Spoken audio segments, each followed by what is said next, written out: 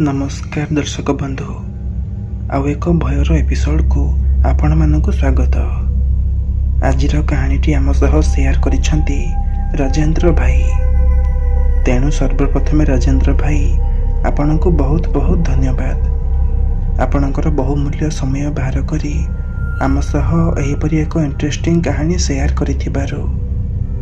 तेबे चलंतु समय को आउ बेसी नष्ट करिबानी, आरंभ करिबा आजिर एही भयर एपिसोडटी।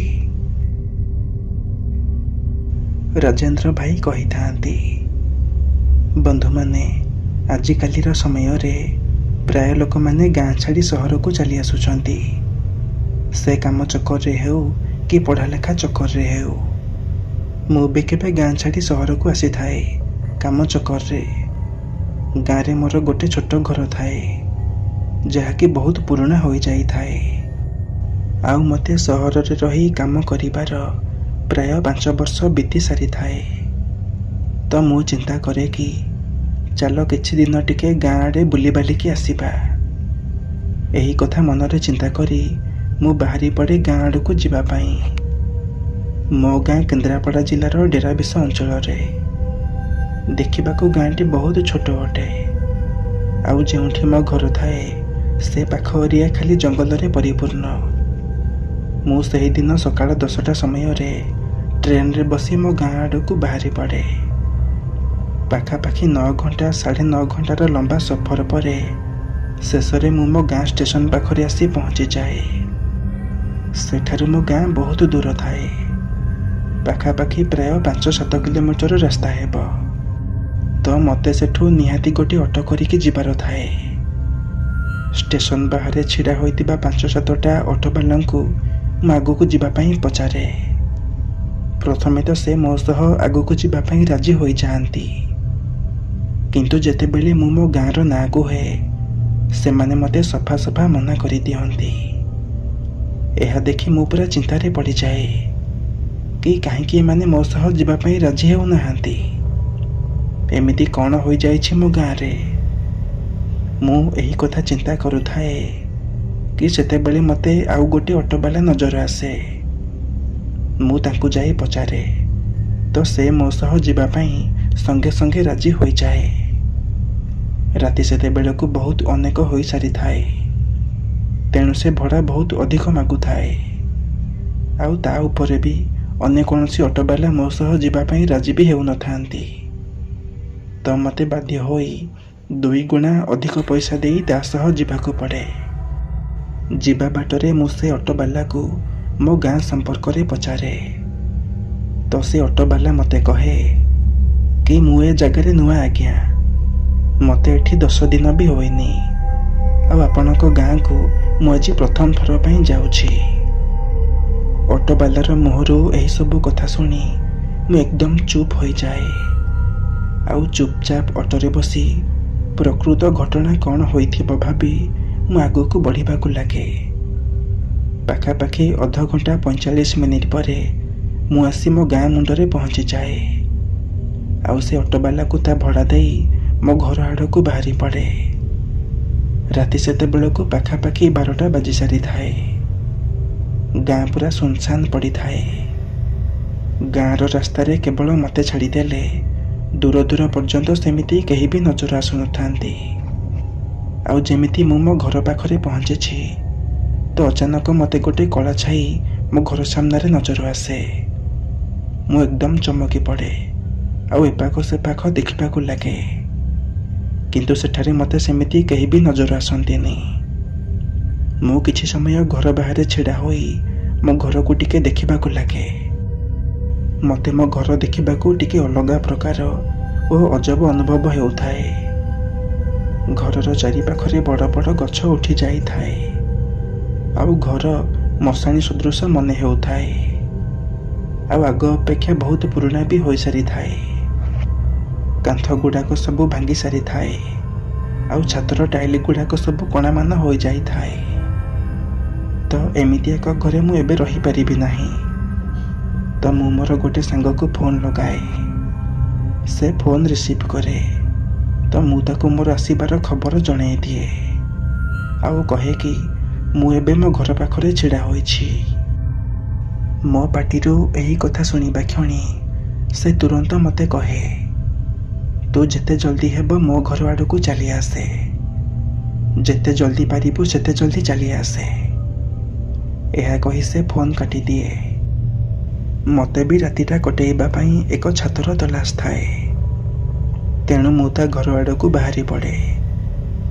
ତା ଘର ମୋ ଘରଠାରୁ ପାଖାପାଖି 10 ମିନିଟର ରାସ୍ତା ହେବ। ଆଉ ଯେତେବେଳେ ମୁଁ ତା ଘର ଆଡ଼କୁ ବଢ଼ୁଥାଏ, ମୋ ନଜରରେ ଗୋଟେ କଥା ବାରମ୍ବାର ଭଟକୁଥାଏ। ମୁଁ ଦେଖିବାକୁ ପାଉଥାଏ କି ମୋ ଘରର ଆଖପାଖରେ ସବୁ ଘର ଭଙ୍ଗାରୁଜା ହୋଇ ସୁନସାନ ପଡ଼ିଛି। ଯେମିତି ସେ ଘରମାନଙ୍କରେ ଏବେ କେହି ରହୁନାହାନ୍ତି। ଏମିତି କ'ଣ ଘଟିଯାଇଛି ଏଇ 5 ବର୍ଷ ଭିତରେ?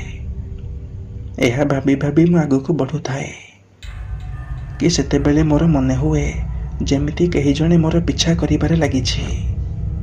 ମୁଁ ଏକଦମ ପଛକୁ ବୁଲିକି ଚାହେଁ ତ ମୋତେ ମୋ ପଛରେ ସେମିତି କେହି ବି ନଜର ଆସନ୍ତିନି।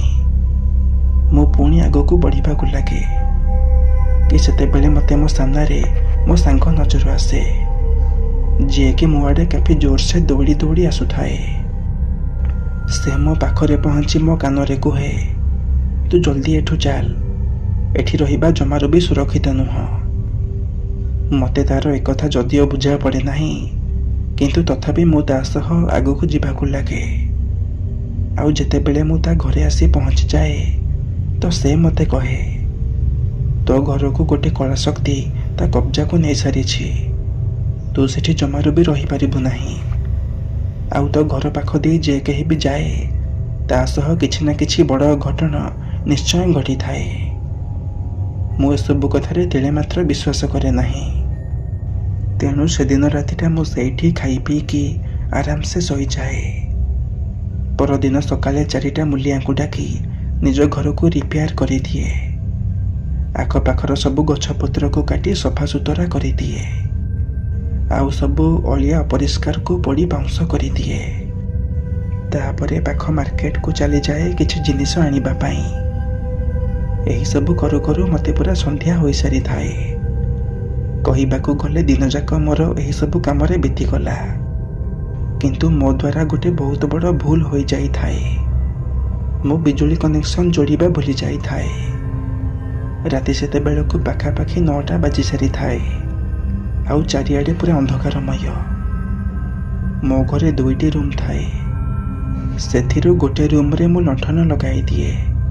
ଆଉ ଅନ୍ୟ ରୁମ୍ରେ ମୁଁ ମୋ ଫୋନ୍ର ଫ୍ଲାସ୍ ଲାଇଟ୍ ଅନ୍ କରି ଖାଇବା ବନେଇବାରେ ଲାଗି ପଡ଼େ।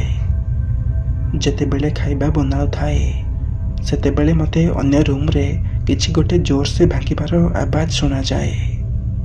ମୁଁ ଏକଦମ ଚମକି ପଡ଼େ।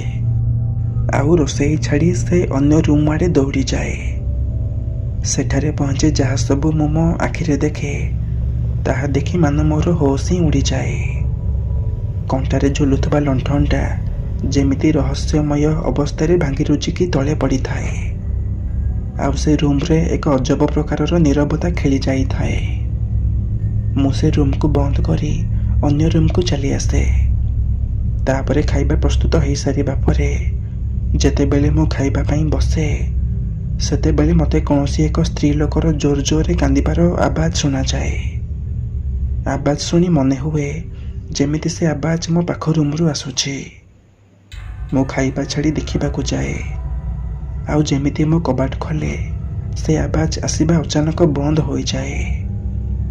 ମୁଁ ରୁମ୍ ଭିତରକୁ ପ୍ରବେଶ କରେ ଆଉ ମୋବାଇଲ ଫ୍ଲାସ୍ ଲାଇଟ୍କୁ ଅନ୍ କରି ସମ୍ପୂର୍ଣ୍ଣ ରୁମ୍କୁ ଦେଖିବାକୁ ଲାଗେ। କିନ୍ତୁ ସେଠାରେ ମୋତେ ସେମିତି କେହି ବି ନଜର ଆସନ୍ତି ନାହିଁ। ଏବେ ମୋତେ ମୋ ସାଙ୍ଗ କହିଥିବା କଥା ସବୁ କେତେକାଂଶରେ ସତ ବୋଲି ମନେ ହୁଏ। ତ ମୋତେ ଧୀରେ ଧୀରେ ଡର ଲାଗିବା ଆରମ୍ଭ ହୋଇଯାଏ। ଏବେ ମୁଁ ପୁଣି ଥରେ ଖାଇବା ପାଇଁ ଚାଲି ଆସେ। ଆଉ ଯେତେବେଳେ ମୁଁ ଅନ୍ୟ ରୁମ୍ରେ ପହଞ୍ଚେ ତ ଦେଖିବାକୁ ପାଏ କି ମୋର ସବୁ ଖାଇବା ଗୁଡ଼ିକ ତଳେ ବିଛାଡ଼ି ହୋଇ ପଡ଼ିଛି। ଆଉ ଚାରିଆଡ଼େ ନଖ ଥିବା ପଞ୍ଝାର ଚିହ୍ନମାନ ପଡ଼ିଛି। ତ ମୁଁ ଭାବେ ବୋଧେ ବିଲେଇ ହୋଇଥିବ। ତେଣୁ ମୋତେ ଖାଲି ପେଟରେ ଶୋଇବାକୁ ପଡ଼େ। ଏମିତି ଶୋଇବା ଭିତରେ ମୋତେ ଗୋଟେ ସ୍ୱପ୍ନ ଆସେ, ଯେଉଁଥିରେ ଗୋଟେ ଝିଅ ମୋ ସାମ୍ନାରେ ଛିଡ଼ା ହୋଇ ଜୋର ଜୋରରେ କାନ୍ଦୁଛି, ଯାହାକି ଧୀରେ ଧୀରେ ଏକ ଭୟଙ୍କର ପରିସ୍ଥିତି ସୃଷ୍ଟି କରିବାରେ ଲାଗିଥାଏ। ଏହା ଦେଖି ମୋ ନିଦ ଅଚାନକ ଭାଙ୍ଗିଯାଏ ଆଉ ମୁଁ ବେଡ୍ରୁ ଉଠି ବସିଯାଏ ଏବଂ ଯେତେବେଳେ ମୋ ନଜର ଉଠାଇ ସାମ୍ନାକୁ ଦେଖେ ତ ସତକୁ ସତ ସେହି ଝିଅ ମୋ ଆଖି ସାମ୍ନାରେ ଛିଡ଼ା ହୋଇ କାନ୍ଦୁଥାଏ। ଏହା ଦେଖି ମୁଁ ତାକୁ କିଛି କହିଥାନ୍ତି କି ସେ ଝିଅ ଅଚାନକ ମୋ ଆଖି ସାମ୍ନାରୁ କୁଆଡ଼େ ଗାୟବ ହୋଇଯାଏ। ଏସବୁ ଦେଖି ମୁଁ ବହୁତ ଜୋରରେ ଡରିଯାଏ ଆଉ ଜୀବନ ବିକଳରେ ମୋ ସାଙ୍ଗ ଘର ଆଡ଼କୁ ବାହାରି ପଡ଼େ। ସେତେବେଳକୁ ରାତି ପ୍ରାୟ 2ଟା ବାଜିଥାଏ ଆଉ ଯେତେବେଳେ ମୁଁ ମୋ ସାଙ୍ଗର ଘର ଆଡ଼କୁ ଯାଉଥାଏ ତ ରାସ୍ତା କଡ଼ରେ ମୋତେ ସେହି ସମାନ ଝିଅ ନଜର ଆସେ। ପରନ୍ତୁ ମୁଁ ତା ଉପରେ ଧ୍ୟାନ ନ ଦେଇ ପୁରା କଳେ ବଳେ କୌଶଳେ ଗୋଟେ ରାହାରେ ମୋ ସାଙ୍ଗ ଘର ଆଡ଼କୁ ଦୌଡ଼ିବାକୁ ଲାଗେ। ଦୌଡ଼ି ଦୌଡ଼ି ଶେଷରେ ମୁଁ ମୋ ସାଙ୍ଗ ଘରେ ଆସି ପହଞ୍ଚିଯାଏ ଆଉ ମୋ ସହ ଘଟିଥିବା ସେ ସବୁ ଘଟଣା ତାକୁ ଗୋଟି ଗୋଟି କରି କହିବାକୁ ଲାଗେ। ମୋ ଠାରୁ ସବୁ କଥା ଶୁଣି ସାରିବା ପରେ ସେ ମୋତେ କହେ, ମୁଁ ତୋତେ ପ୍ରଥମରୁ ମନା କରିଥିଲି ତୁ ସେଠାକୁ ଯାଆନା ବୋଲି, କିନ୍ତୁ ତୁ ମୋ କଥା ଜମାରୁ ବି ଶୁଣିଲୁ ନାହିଁ। ତାପରେ ସେଦିନ ରାତିଟା ମୁଁ ତାରି ଘରେ ଶୋଇପଡ଼େ ଆଉ କିଛି ଦିନ ତାରି ଘରେ ରହିବା ପରେ ମୁଁ ଗାଁର ସବୁ ଜାଗା ବାଡ଼ିକୁ ବିକ୍ରି କରିଦେଇ ସବୁଦିନ ପାଇଁ ଗାଁ ଛାଡ଼ି ସହରକୁ ଚାଲି ଆସେ। ତାପରେ ମୁଁ ଆଉ କେବେ ଦ୍ୱିତୀୟବାର ମୋ ଗାଁ ଆଡ଼େ ମୁହଁ ଉଠାଇକି ବି ଚାହିଁନି। କିନ୍ତୁ ଆଜି ବି କେବେ କେବେ ସେଦିନ ରାତିର ସେ ଘଟଣା ସବୁ ମୋର ସ୍ୱପ୍ନ ଆକାରରେ ମନରେ ଆସିଯାଏ, ଯାହାକୁ ହୁଏତ ଭୁଲିବା ମୋ ପକ୍ଷେ ଅସମ୍ଭବ। ତେବେ ଦର୍ଶକ ବନ୍ଧୁ, ଇଏ ତ ଥିଲା ଆଜିର କାହାଣୀ, ଯାହାକୁ ଆମ ସହ ସେୟାର କରିଥିଲେ ରାଜେନ୍ଦ୍ର ଭାଇ। ଯଦି ଆଜିର କାହାଣୀଟି ଆପଣମାନଙ୍କୁ ପସନ୍ଦ ଆସିଥାଏ ତେବେ ଭିଡ଼ିଓଟିକୁ ଗୋଟେ ଲାଇକ୍ କରି ଆମ ଚ୍ୟାନେଲକୁ ସବସ୍କ୍ରାଇବ୍ କରିନେବେ, ଯାହାଫଳରେ ଆଗକୁ ଏମିତି ନୂଆ ନୂଆ ଇଣ୍ଟରେଷ୍ଟିଂ ଭିଡ଼ିଓର ନୋଟିଫିକେସନ୍ ଆପଣ ସର୍ବପ୍ରଥମେ ପାଇପାରିବେ। ତେବେ ଆଜି ପାଇଁ ବିଦାୟ ଦିଅନ୍ତୁ। ପୁଣି ଦେଖା ହେବ ଆଉ ଏକ ଭୟର ଏପିସୋଡ଼ରେ ଏମିତି ଆଉ ଏକ ଭୟଙ୍କର କାହାଣୀ ସହ। ଭିଡ଼ିଓକୁ ଶେଷ ପର୍ଯ୍ୟନ୍ତ ଦେଖିଥିବାରୁ ଧନ୍ୟବାଦ।